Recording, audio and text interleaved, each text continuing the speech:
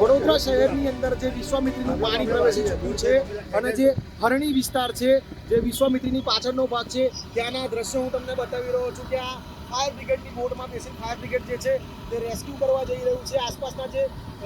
કોમ્પ્લેક્સની અંદર ફસાયેલા લોકો છે તેનું રેસ્ક્યુ હાલ ફાયર બ્રિગેડની ટીમ જે છે તે કરવા જઈ રહી છે અને અમે તેમની સાથે જઈ રહ્યા છે. તમે દ્રશ્યો જોઈ શકો છો કે આ મુખ્ય રસ્તા પર માત્ર ને માત્ર પાણી છે, પાણી સિવાય બીજું કંઈ નથી. હાલ આ જે રસ્તા પર જે વાહનો ચાલતા હોય તેની જગ્યાએ હાલ ફાયર બ્રિગેડની બોટ જે છે તે ચાલી રહી છે અને હું તમને દ્રશ્યો બતાવીશ કે આ જે વડોદરા ગેસ લિમિટેડનો જે પંપ છે તેની અંદર પણ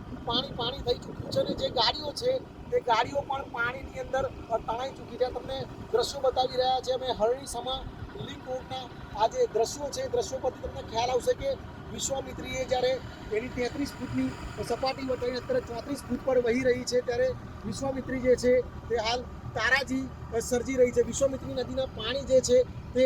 જે હરણી વિસ્તાર છે, સમાસાવલી વિસ્તાર છે, તે તમામ વિસ્તારની અંદર ફરી વળ્યા છે અને આ દ્રશ્યો જે છે તે સમા હરણી લિંક રોડના દ્રશ્યો છે. આ તબાહીના દ્રશ્યો અમે તમને બતાવી રહ્યા છે કે જે પ્રમાણે સમા હરણી લિંક રોડ પર જે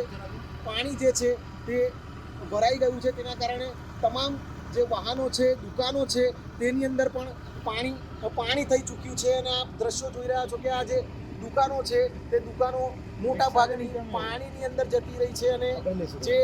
ગાડીઓ છે તે ગાડીઓ પણ પાણીમાં ડૂબેલી હાલ જોવા મળી રહી છે. આ તમને દ્રશ્યો બતાવી રહ્યો છું કે જ્યાં જે ગાડીઓ છે તે બિલકુલ પાણીની અંદર ફસાઈ ગઈ છે. આખી ગાડીઓ પાણીની અંદર ગરકાવ થઈ ચૂકી છે. એટલે કહી શકાય કે જે પ્રમાણે વિશ્વામિત્રીનું જે જળસ્તર છે તે વધવાના કારણે તમામ જે વિસ્તારો છે, સયાજીગંજ વિસ્તારમાં પરશુરામ ભટ્ટો હોય, સમાસાવલી રોડ પર કહી શકાય કે સિદ્ધાર્થ બંગલો છે અને આ સમા હરણી લિંક રોડ તમામ જગ્યાઓ પર હાલ માત્ર પાણી ને પાણી જ છે. અંકિત ભોંડશીકર, ન્યૂઝ કેપિટલ, વડોદરા.